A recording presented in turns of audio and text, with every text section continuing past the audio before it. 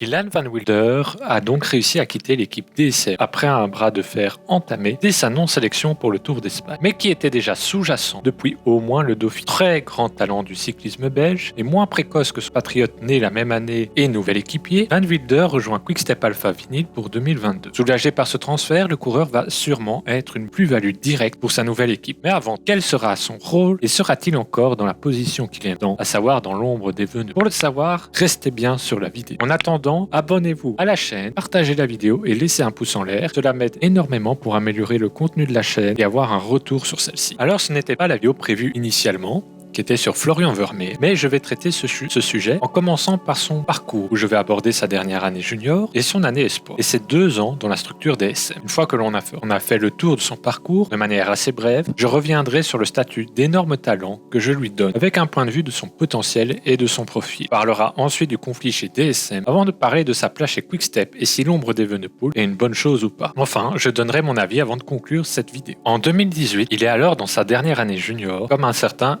Remco Evenepoel. Durant cette saison, il est très constant, remportant l'étape 2 de la Drisdag Axel Junior et la Nokere Course Junior notamment. Il a aussi fini assez régulièrement derrière celui qui a été totalement écrasé cette saison-là, à savoir Evenepoel. Il fait deuxième du Giro Linigiana Junior, l'Oberheist Junior, du championnat d'Europe ITT Junior et du championnat de Belgique ITT Junior. Il fut 4e des championnats d'Europe sur route, 5e d'Obel Stavlo, 6e de la Drisdag Axel Junior, 7e des championnats du monde du contre-la-montre Junior toujours, du Grand Prix Général Patton Junior, 8e de Grand Wevelgem Junior et 9e de la course de la paix Junior. Il réalise aussi de très beaux résultats sur les courses en ligne. Mais pour plus de détails, je vous invite à bien regarder le fond qui est présent durant cette vidéo et aussi d'aller voir sur d'autres sites pour vous informer. Au niveau international, sur les courses avec la Belgique et où Evenepoel est présent, il fut un équipier modèle et excellent, se sacrifiant totalement, notamment sur les championnats du monde. Alors qu'Evenepoel a fait le grand saut dans le monde professionnel, Van Wilder passe par la case U23 et signe chez Lotto U23. Il brûle rapidement les étapes, se montrant déjà excellent dans cette nouvelle catégorie. Il remporte l'étape 2 de la course de la paix U23, aussi la Provincial Kampioenschap Vlaams Brabant du contre-la-montre U23 et le classement des jeunes pour le triptyque des monts échappés. Il finit aussi 3e du Tour de l'Avenir cette année-là, 3e de l'Orlen Nation Grand Prix et ses 2 premières étapes. 3e du championnat de Belgique du contre-la-montre U23, 4e de la course de la paix, 7e de la ronde de l'Isard U23, 9e pour les championnats d'Europe du contre-la-montre, toujours en U23 et 9e du Grand Prix Color Code. Il est aussi très constant sur les étapes étant régulier et signant une excellente saison U23. Il est repéré par plusieurs formations World Tour, dont l'Auto Soudal qui espère le faire signer d'ici 2021. Néanmoins, Sunweb arrive et propose un projet sur 3 ans à Van Wilder, qui quitte donc la Belgique direction l'Allemagne. Pour sa première saison dans la structure Sunweb et DSM, eh bien, on voit qu'on forme le talent qu'est Van Wilder. Il va déjà être intéressant, notamment en finissant 3e des championnats d'Europe du contre-la-montre U23, mais sur le circuit professionnel, sa meilleure place est une 17e place sur la Volta à Algarve et 3e meilleur jeune comme meilleur résultat derrière Evenepoel et Almeida. Il est aussi très intéressant sur Liège-Bastogne-Liège et la Flèche Wallonne. Il est aligné malgré des soucis de genoux sur la Vuelta Espagnole qu'il abandonne dès la première étape. Après une saison d'apprentissage et assez discrète, il réalise une saison 2021 plein d'espoir, malgré des problèmes avec son équipe et quelques soucis résiduels à son genou en début de saison. Il finit cette année 4e du championnat de Belgique du contre-la-montre, 4e du contre-la-montre Tour de Romandie, 5e du contre-la-montre du Critérium du Dauphiné. Il finit 10e du Kopier Bartali avec en prime 2 7e places sur les étapes 3 et 6. Il fut aussi très constant sur les courses par étapes une semaine, s'améliorant de semaine en semaine. Sur le Critérium du Dauphiné, il est très intéressant, terminant 7e de l'étape 2 et 3 avant de subir une chute. Et une équipe qui ne l'entoure pas pour défendre son maillot de meilleur jeune. Les premières dissensions apparaissent à ce moment-là et elles mèneront un bras de fer pour que Van Wilder quitte l'équipe DSM au terme de la saison. Mais ce bras de fer va être accentué par sa non-sélection sur la Vuelta à Espagne. Maintenant qu'on a fait le point sur son parcours, parlons de son profil et de son talent. Au niveau du profil, je pense qu'on peut facilement affirmer que c'est un coureur de course par étape et qui espère devenir un coureur par étape sur 3 semaines et jouer le général. De plus, il a une vraie qualité sur le contre-la-montre, sans qu'il ait le meilleur matériel que pouvait fournir DSM. Ce qui me fait dire qu'avec un vélo Specialized et chez De Koning, avec un super matériel, il va passer un palier dans cette discipline au terme de la saison prochaine. Il me semble pouvoir aussi avoir énormément de potentiel, certes moins qu'Evenepoel, mais ça reste un très grand espoir sur les grands tours et les tours d'une semaine, qu'il espère remporter et j'espère aussi qu'il en remportera. Toutefois, il faudra rapidement voir ce qu'il peut donner sur 3 semaines et notamment sur la récupération accélération qui est pour moi vraiment la donnée qu'on n'a pas. Là-dessus, soit l'an prochain on aura un équipier modèle, soit il va passer un cap et s'installer dans un rôle à l'Almedia chez Quick-Step. En tout cas, son potentiel est énorme pour moi et au niveau d'un Almedia certain. Après ce profil qui est assez clair en fait, on va détailler le conflit qui a mené à son départ de la structure DSM. La structure DSM et les départs non prévus en fin de contrat, c'est devenu une triste habitude, agrémentée par des faits dommageables à leur image. Mais revenons plutôt sur le cas de Van Wilder. Si le sujet des ruptures chez DSM vous intéresse, je réaliserai une vidéo à 10-15 j'aime sur la vidéo actuelle. Dans le cas de Van Wilder, je pense que le mal commence déjà en 2020 avec sa sélection à la Vuelta, en sachant qu'il est blessé et donc difficilement performant. Mais le conflit a vraiment commencé à couver quand les résultats de Van Wilder ont été de plus en plus intéressants et à partir du moment où il a demandé un meilleur matériel, notamment sur le contrôle à montre. Cela a commencé à coincer au sein de la structure. Donc le problème a été visible sur les championnats de Belgique où avec un matériel au-dessus, il pensait faire un meilleur résultat à raison ou à tort. Mais avant ces championnats de Belgique et surtout sur le critérium du Dauphiné, qui pour moi a été criant sur les dissensions qu'il y avait, on peut observer certaines choses. En effet, Van Wilder, très bien placé au général et porteur du maillot blanc, a souvent été esselé, voire totalement laissé seul, ou pas épaulé par ses équipiers, soit pour limiter la casse, soit pour mieux le replacer. Et on a eu comme ça des DSM qui allaient assez loin, comme Gall par exemple, alors que Van Wilder, le leader, était lâché. Il n'y avait pas vraiment de logique derrière, je trouve. C'est un manque de respect pour le coureur, à mon sens. Ensuite, il y a bien sûr la dégradation petit à petit des relations que Van Wilder a pointé avant le clou final de la saison et de cet épisode qu'est la non-sélection à la Vuelta. Là où on a eu l'une ou l'autre sortie de Van Wilder, dont une où il espérait trouver une équipe plus respectueuse envers ses coureurs notamment. Enfin, le coureur s'est aussi présenté devant les tribunaux pour essayer de casser son contrat avant de trouver un accord et finalement rejoindre Quick-Step. Le conflit est alors vraiment profond avec cette équipe. Sûrement qu'on a des choses et des aspects qu'on ne connaît pas, peut-être avec le staff, la pression, l'entraînement. Mais il me semble clair que ça a été aggravé par l'équipe DSM et notamment sur la pression qu'ils font sur leurs coureurs. Et je vous invite, si vous voulez aller vraiment plus loin là-dessus, à faire vous-même des recherches sur Internet. Il y a vraiment des articles très intéressants. Ensuite, on ne va pas plus s'étaler sur ce conflit, mais il faut tout de même souligner que ce n'est pas le premier coureur qui casse son contrat avec la structure. On peut noter Hirschi ou Arguil par exemple. Son arrivée chez Quick-Step l'a donc libéré d'un sérieux conflit et poids qu'il commençait à traîner chez DSM et que l'on pourrait peut-être comparer à bien d'autres coureurs qui ont cassé leur contrat avec cette équipe. Finalement, la question de son arrivée et de sa plus-value chez Quick-Step ne se pose pour ainsi dire pas du tout, mais plutôt dans son rôle. Et sera-t-il dans l'ombre de Remco? À cette dernière question, on peut répondre assez aisément que idéalement, pendant l'adaptation, et s'il préfère une pression médiatique moindre, on va privilégier l'ombre de Remco et on peut aussi jouer là-dessus et jouer en tant qu'équipier modèle quand Remco est là et leader quand il ne sera pas là. Derrière, si on se base sur le long terme et un développement très intéressant, le mettant dans les favoris des courses par étapes, il faudra idéalement bien répartir les tâches et le calendrier entre les deux coureurs de manière à ce qu'ils ne se marchent pas dessus et qu'ils puissent tous deux évoluer au plus haut niveau avec une certaine pression médiatique qui s'accompagne. Là-dessus, j'ai pas vraiment de doute puisque